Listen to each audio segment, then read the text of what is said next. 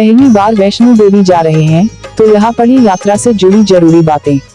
माता वैष्णो देवी मंदिर तक की यात्रा को देश के सबसे पवित्र और कठिन तीर्थ यात्राओं में से एक माना जाता है और इसकी वजह है यह माता का दरबार जम्मू कश्मीर स्थित त्रिकुटा की पहाड़ियों में एक गुफा में है, जहां तक पहुंचने के लिए 12 किलोमीटर की मुश्किल चढ़ाई करनी पड़ती है।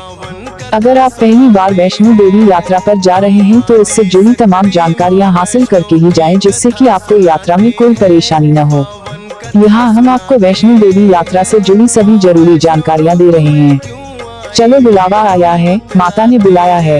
इस रात को सदियों से वे लोग दोहराते आ रहे हैं जो देश की मुश्किल आध्यात्मिक यात्राओं में से एक वैष्णो देवी की यात्रा पर जाते हैं।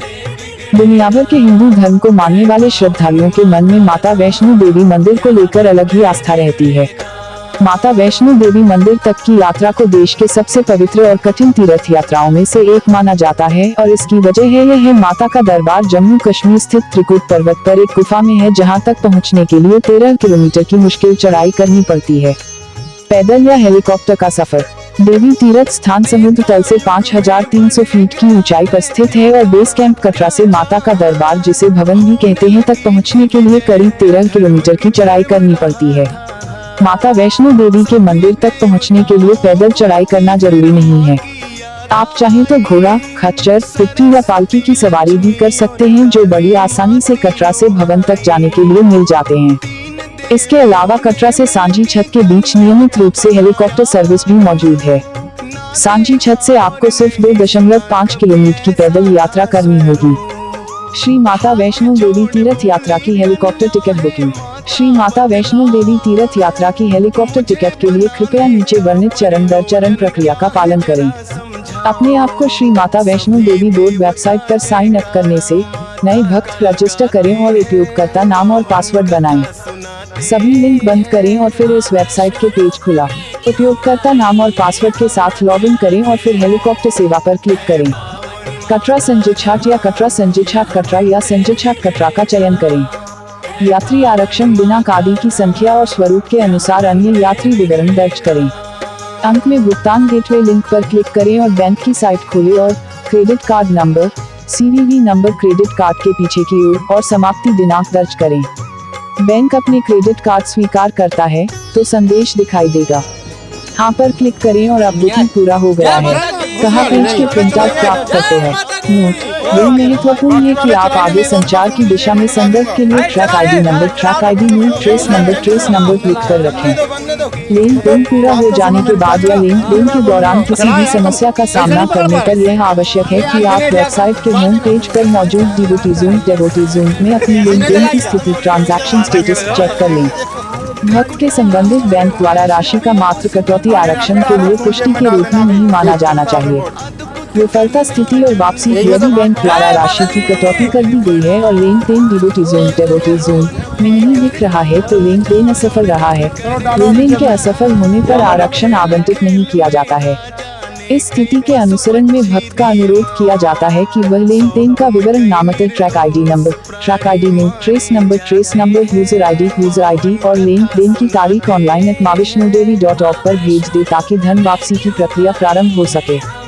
श्री माता वैष्णो देवी तीर्थ यात्रा की helicopter ticket booking. Shri Mata Vaishno Devi तीर्थ यात्रा की हेलीकॉप्टर टिकट के लिए कृपया नीचे वर्णित चरण दर चरण प्रक्रिया का पालन करें। अपने आप को श्री माता वैष्णो देवी बोर्ड वेबसाइट पर साइन अप करने से नए भक्त रजिस्टर करें और उपयोगकर्ता नाम और पासवर्ड बनाएं। सभी लिंक बंद करें और फिर इस वेबसाइट के पेज खुला। उपयोगकर्ता नाम और पासवर्ड के साथ लॉगिन करें और फिर हेलीकॉप्टर सेवा पर क्लिक करें। कटरा संजय छाट या कटरा संजय छाट कटरा या संजय छाट कटरा का चयन करें। यात्री आरक्षण दिनांक आदि की संख्या और स्वरूप के अनुसार अन्य यात्री विवरण दर्ज करें। अंत में भुगतान गेटवे लिंक पर क्लिक करें और बैंक की साइट खोलें और credit card number, CVV number credit card के पीछे की ओर और समाप्ति दिनांक दर्ज करें। बैंक अपने क्रेडिट कार्ड स्वीकार करता है तो संदेश दिखाई देगा। हाँ पर क्लिक करें और अब बुकिंग पूरा हो गया है। कहाँ पेज के प्रिंट आउट प्राप्त करते हैं। नोट, यह महत्वपूर्ण है कि आप आगे संचार की दिशा में संदर्भ के लिए track ID trace number click कर रखें।